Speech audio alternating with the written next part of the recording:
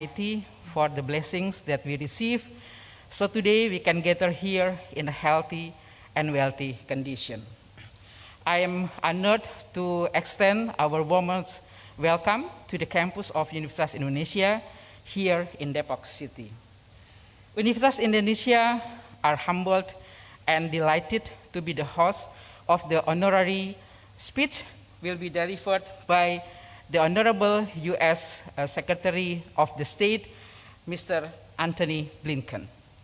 Universitas Indonesia, as the name suggests, take the pride to carrying the name of the nation.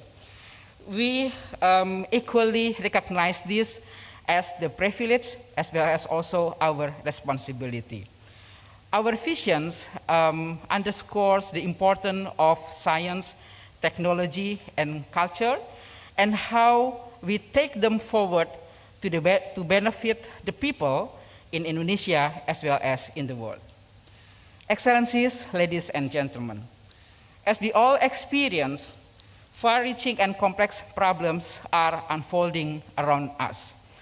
The COVID-19 pandemic, natural disaster, global warming, climate change are some among others. There are no instant solutions of those matters, but we believe in investing our time to meet our minds, to gather our ideas and acquire inspirations, and then transform it to collaborations, policies, in actions. Today marks a unique moment for us. We are privileged to have His Excellency, the U.S. Secretary of State, Antony Blinken, present among us to share his view. Many key figures from different backgrounds and expertise are here already with us, and we really believe that the diversity of knowledge will inline into one goal, to safeguarding our future generations, while at the same time to solve the challenges that we have faced at the present days. Excellencies, ladies and gentlemen, please welcome the Honorable U.S. Secretary of State, Mr. Antony Blinken.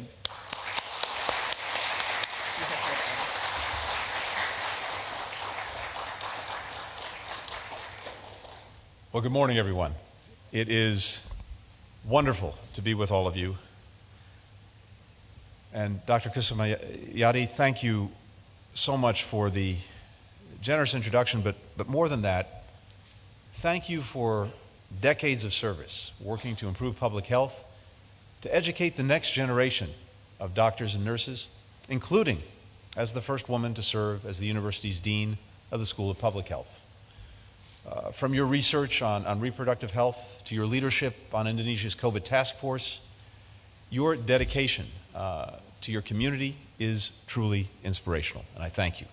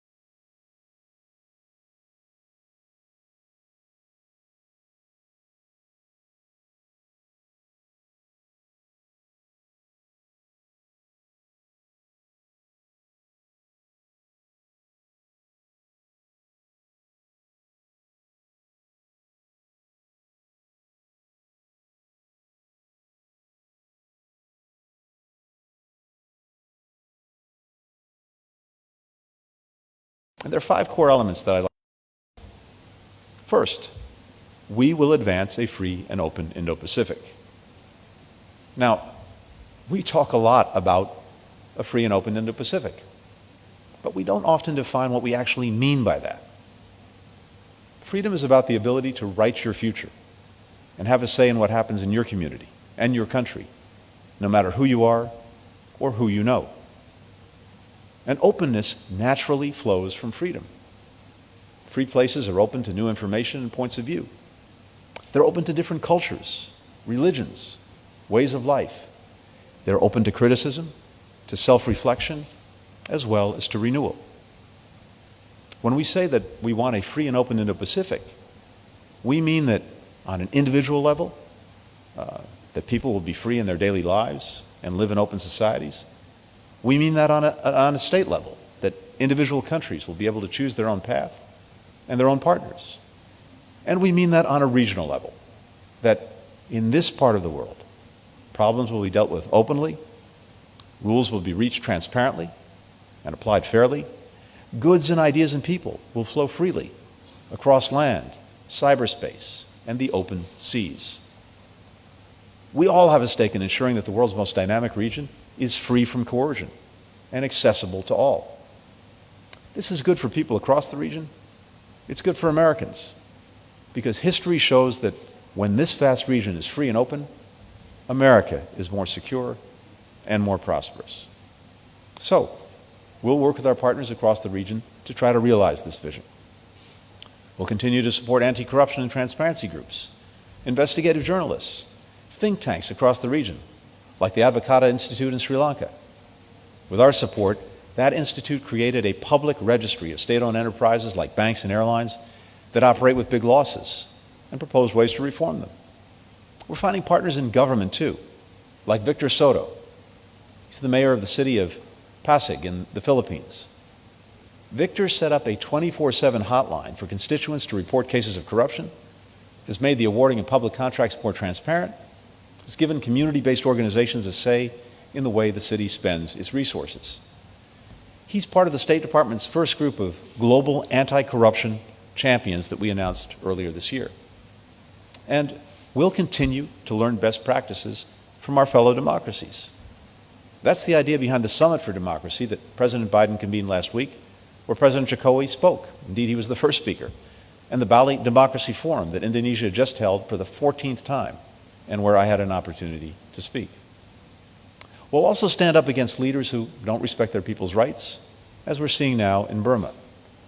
We'll continue to work with our allies and partners to press the regime to cease its indiscriminate violence, release all those unjustly detained, allow unhindered access, and restore Burma's path to inclusive democracy. ASEAN has developed a 5-point consensus that calls on the regime to engage in constructive dialogue with all parties, to seek a peaceful resolution that respects the will of the Burmese people, a goal we will not give up on. Another way we'll promote freedom and openness is by defending an open, interoperable, secure, and reliable internet against those who are actively working to make the internet more closed, more fractured, less secure. We'll work with our partners to defend these principles and help build the secure, trusted systems that lay the foundation for it. At the Moon-Biden Leaders Summit earlier this year, the Republic of Korea and the United States announced more than $3.5 billion in investments in emerging technologies, including research and development on secure 5G and 6G networks. Finally, we'll work with our allies and partners to defend the rules-based order that we built together over decades to ensure the region remains open and accessible. And let me be clear about one thing. The goal of defending the rules-based order is not to keep any country down. Rather, it's to protect the right of all countries to choose their own path, free from coercion, free from intimidation. It's not about a contest between a US-centric region or a China-centric region. The Indo-Pacific is its own region. Rather, it's about upholding the rights and agreements that are responsible for the most peaceful and prosperous period this region and the world has ever experienced. That's why there's so much concern, from Northeast Asia to Southeast Asia, and from the Mekong River to the Pacific Islands, about Beijing's aggressive actions. claiming open seas as their own, distorting open markets through subsidies to its state-run companies, denying the exports or revoking deals for countries whose policies it does not agree with, engaging in illegal, unreported, and unregulated fishing activities. Countries across the region want this behavior to change. We do too. That's why we're determined to ensure freedom of navigation in the South China Sea, where Beijing's aggressive actions there threaten the movement of more than $3 trillion worth of commerce every year. It's worth remembering that tied up in that colossal number, $3 trillion, are the actual livelihoods and well-being of millions of people across the world. When commerce can't traverse open seas, that means that farmers are blocked from shipping their produce. Factories can't ship their microchips. Hospitals are blocked from getting life-saving medicines. 5 years ago, an international tribunal delivered a unanimous and legally binding decision, firmly rejecting unlawful, expansive South China Sea maritime claims as being inconsistent with international law. We and other countries, including South China Sea claimants, will continue to push back on such behavior.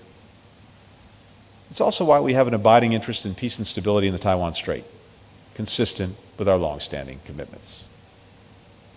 Second, we will forge stronger connections within and beyond the region. We'll deepen our treaty alliances with Japan, the Republic of Korea, Australia, the Philippines, and Thailand. Those bonds have long provided the foundation for peace, security, and prosperity in the region.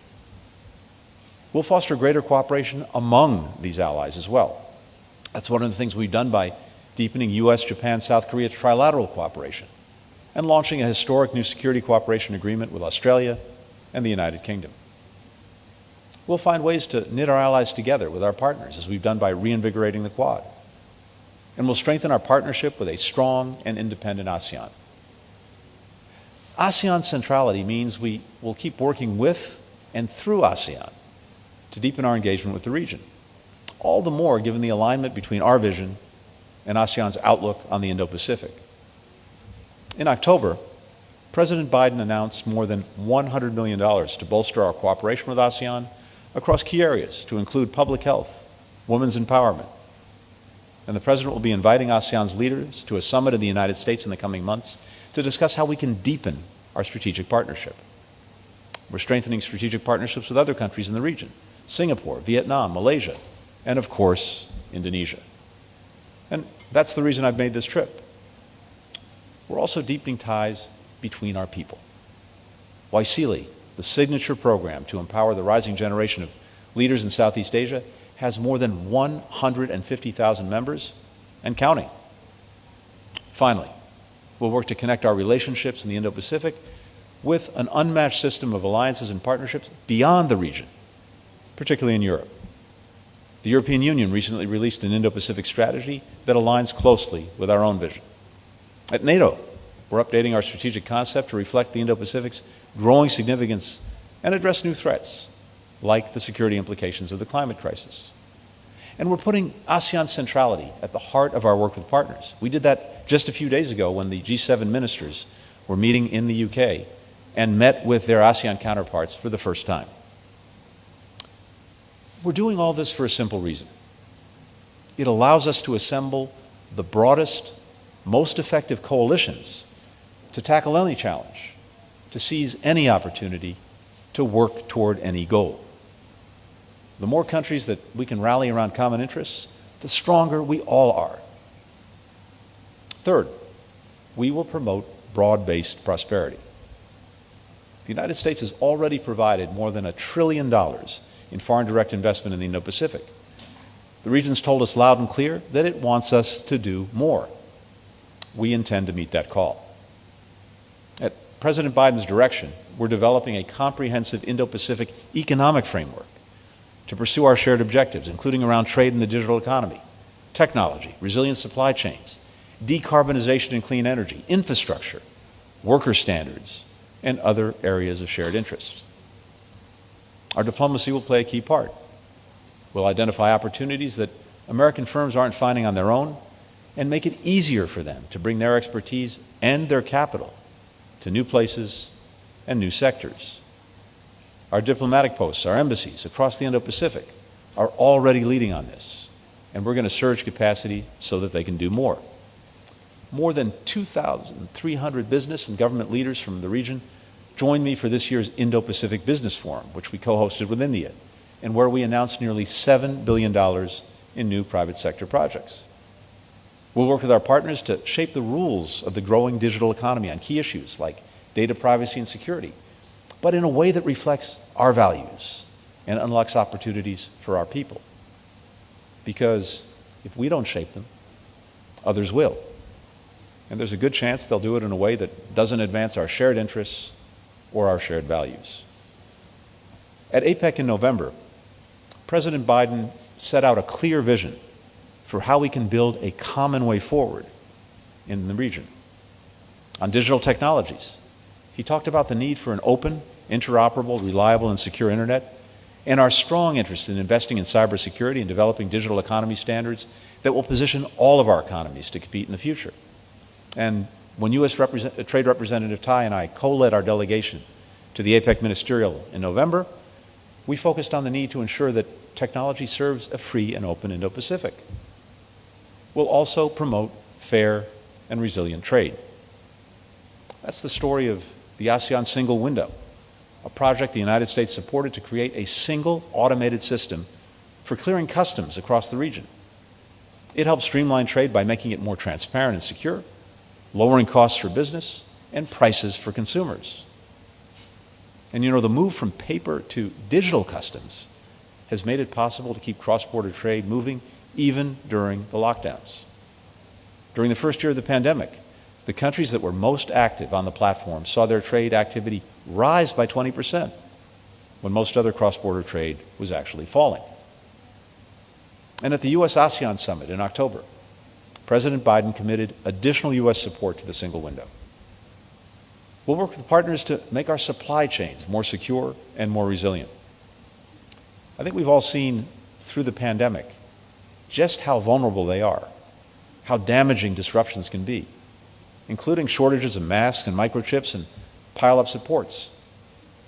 We've been leading efforts to bring the international community together to try to resolve bottlenecks and build greater resiliency against future shocks. President Biden convened a leaders' summit on supply chain resilience. Vice President Harris made it a core focus of her meetings during her visit to the region. Commerce Secretary Raimondo has tackled the issue with Australia, New Zealand, Singapore, and Malaysia on her recent travel. And U.S. Trade Representative Tai launched the Interagency Supply Chain Trade Task Force and raised the issue in her travel to Japan, the Republic of Korea, and India. In the new year, the Commerce Secretary, Gina Raimondo, and I will team up to convene government and private sector leaders from around the world to tackle these issues at a global supply chain forum. As the hub of so much of the globe's production and commerce, this region, the Indo-Pacific, will be core to these efforts. Finally, we'll help close the gap on infrastructure.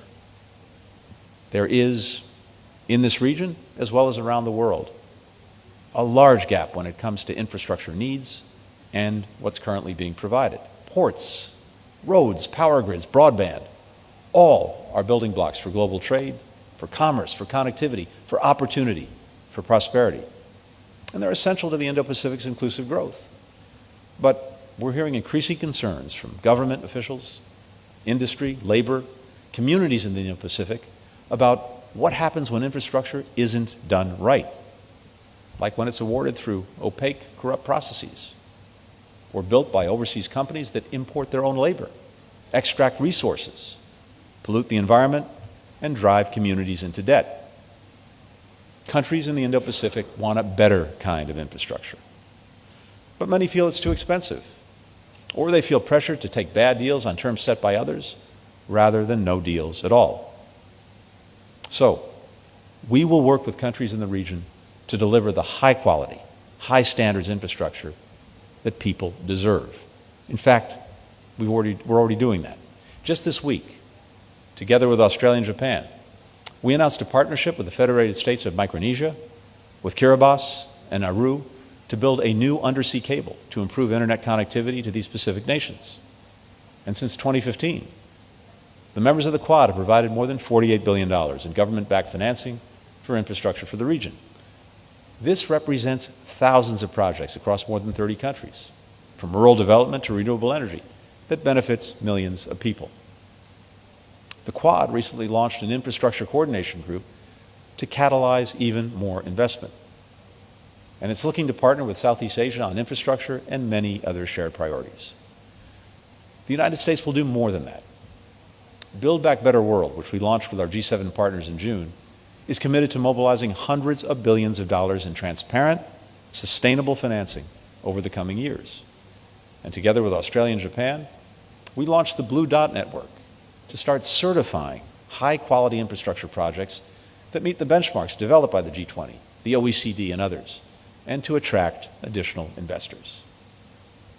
Fourth, we will help build a more resilient Indo-Pacific. The COVID-19 pandemic and the climate crisis have underscored the urgency of that task. The pandemic has taken the lives of hundreds of thousands of people across the region, including more than 143,000 men, women, and children here in Indonesia. It's also inflicted a massive economic toll, from shuttered factories to the halt of tourism. The United States has been there with the people of this region at every step, even as we battle the pandemic at home. Of the 300 million doses of safe, effective vaccines that the United States has already distributed worldwide, we've sent more than 100 million doses to the Indo-Pacific. And over 25 million of those have come here, to Indonesia. By the end of next year, we will have donated more than 1.2 billion doses to the world. And we provided over $2.8 billion in additional assistance to the region to save lives, including $77 million here in Indonesia for everything from personal protective equipment to medical oxygen for hospitals. And we've been providing this aid free of charge with no strings attached. By making most of these donations through COVAX, we've ensured that they're distributed equitably based on need, not on politics. At the same time, we're working together with our partners to end the pandemic. The Quad Vaccine Partnership is playing a key part in that. We're working together to finance, to manufacture, to distribute, and put as many shots in arms as quickly as possible. Individual countries are stepping up. India recently committed to produce an additional 5 billion doses by the end of 2022. The Republic of Korea and Thailand are ramping up their production as well. We're rallying the private sector to our side. At a ministerial that I convened last month, we launched something called the Global COVID Corps. It's a coalition of leading companies that will provide expertise, tools, and capabilities to support logistics and vaccine efforts in developing countries, including the last mile. And that's critical for actually getting shots into arms. This is what we're seeing increasingly around the world, where the production of vaccines has increased. They're getting out there, but then they are not getting into arms because of the last mile difficulties, the logistics that need to be solved. And that's exactly what we're focusing on. At the same time, as we fight the virus, we're building the health systems back better in the Indo-Pacific, around the world, to prevent, detect, and respond to the next pandemic. And the thing is, we actually know how to do this. The United States has been working with partners to strengthen health systems in the region for decades. In ASEAN alone, we've invested more than $3.5 billion in public health over the past 20 years. And we have a lot to show for it, both in significant improvements to public health and also in deep relationships that we built on the ground. As part of our support for ASEAN, President Biden recently announced that we'll provide $40 million for the U.S.-ASEAN Health Futures Initiative. And that's going to accelerate joint research, strengthen health systems, train a rising generation of health professionals. We're also supporting the development of an ASEAN public health emergency coordination system.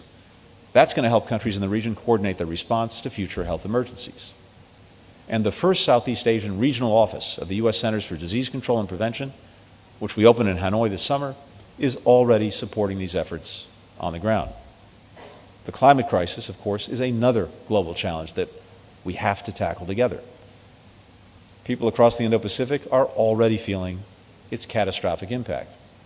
70% of the world's natural disasters strike in this region, and over 90 million people in the region were affected by climate-related disasters in 2019.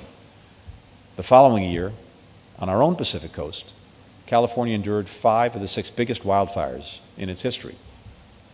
Now, many of the biggest emitters in the region have recognized the need to act urgently, as we saw in the ambitious pledges that they set out at COP26.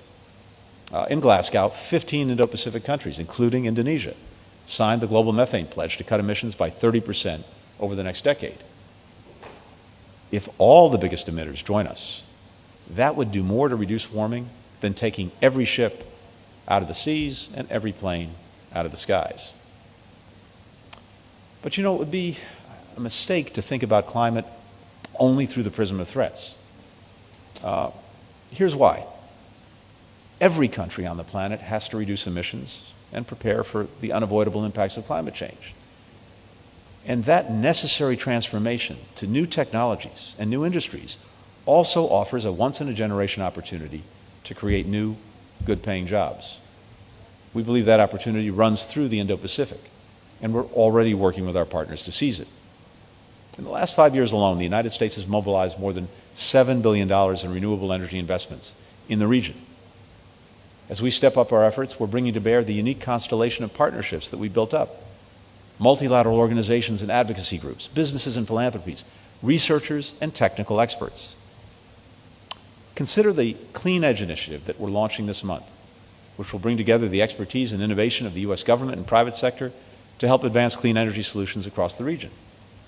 Consider the more than $20 million that President Biden recently committed to a U.S.-ASEAN Climate Futures Initiative, or the $500 million in financing announced just last week by the U.S. International Development Finance Corporation to help build a solar manufacturing facility in Tamil Nadu, India. The factory, being built by the American company First Solar, will have an annual capacity of 3.3 gigawatts. That's enough to power more than 2 million homes. Building and operating this facility will create thousands of jobs in India, the majority for women, and hundreds more jobs in the United States. And that's just one of the ways in which the United States will help India reach its ambitious goal of 500 gigawatts of renewable energy capacity by 2030, and in turn, help the world avoid a climate catastrophe. Now, we recognize that even if the transition to a green economy produces a big increase in jobs, which we're confident it will, not all of those positions will be filled by workers who lost jobs in old industries and old sectors during this transition. So we have an obligation that we are committed to bring everyone along. Fifth and finally, we will bolster Indo-Pacific security. Threats are evolving. Our security approach has to evolve with them. We'll seek closer civilian security cooperation to tackle challenges ranging from violent extremism to illegal fishing to human trafficking. And we'll adopt a strategy that more closely weaves together all our instruments of national power, diplomacy, military, intelligence, with those of our allies and our partners. Our Secretary of Defense, Lloyd Austin, calls this integrated deterrence. And it's about reinforcing our strengths so that we can keep the peace, as we've done in the region for decades. We don't want conflict in the Indo-Pacific. That's why we seek serious and sustained diplomacy with the DPRK, with the ultimate goal of denuclearizing the Korean Peninsula. We'll work with allies and partners to address the threat posed by the DPRK's nuclear and missile programs through a calibrated, practical approach, while also strengthening our extended deterrence. And that's why President Biden told President Xi last month that we share a profound responsibility to ensure that the competition between our countries does not veer into conflict. We take that responsibility with the greatest seriousness, because the failure to do so would be catastrophic for all of us. On February 14th, 1962, the United States Attorney General Robert F. Kennedy came to speak at this university. He talked about the enduring struggles that our people share, which he said had to be carried forward by young people, like the students here today. And he quoted something that his brother, John F. Kennedy, then President of the United States, said about our vision for the world. President Kennedy said, "Our basic goal remains the same: a peaceful world, a community of free and independent states, free to choose their own future and their own system, so long as it does not threaten the freedom of others. For all that's changed in the nearly 70 years since President Kennedy spoke those words, it's remarkable how much that vision aligns with the one that we share. And the reason I'm so grateful to be able to speak about this here at this university with students and alumni of so many of our youth leadership programs present is because you are the ones, still today, who will carry forward that vision. As you do, know that you have people across the Indo-Pacific, including in the United States, whose hopes and fates are tied up with yours, and who will be your steadfast partners in making the Indo-Pacific, this region that we share, more open and more free. Thanks so much for listening.